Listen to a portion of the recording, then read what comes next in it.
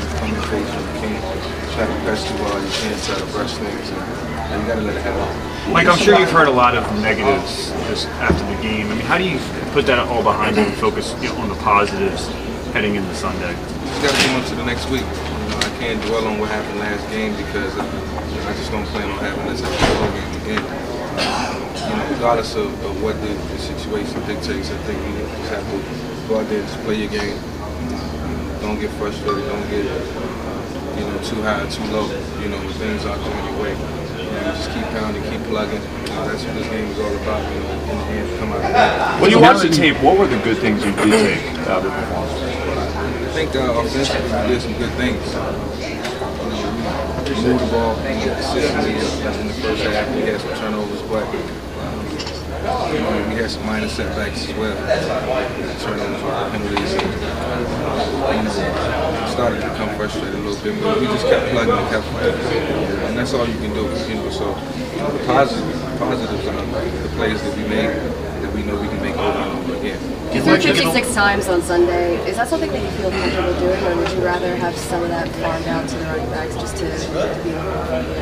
I think you can balance it out a little bit, but coach wants to call 56 pass plays, then that's what it is. We can go out and go out and try to make it work. So regardless of what we do, how we play, it may be different this week. We may run the ball 56 times. So obviously I'd like to see some balance, but at the same time, I'm never going to complain about throwing the ball. Mike, does it bother you though? Given what you've done over the years, is it almost kind of like political that you've had the kind of reaction people are saying to how you respond this week?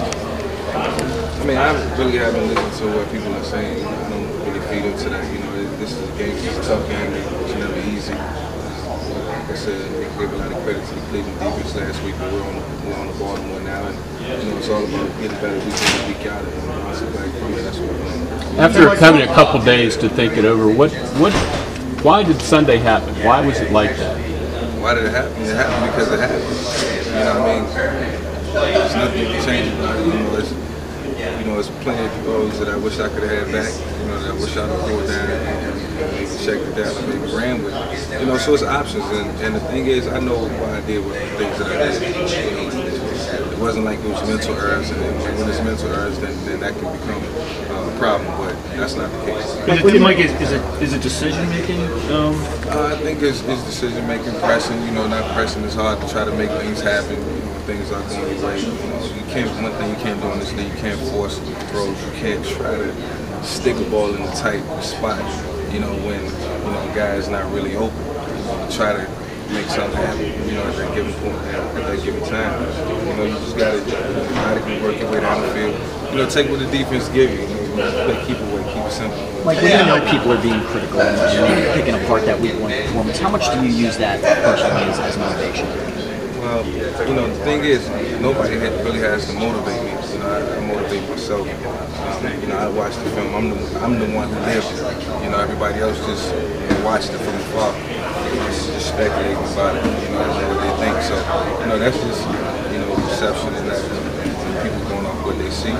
I'm the one that's got to deal with it and go out there and make it right. So, this is the game that I love, and that's what it's all about. Every game is not going to be easy. Every game is not going to be what everybody thinks. And sometimes this may not be easy on the eye. Mike, there's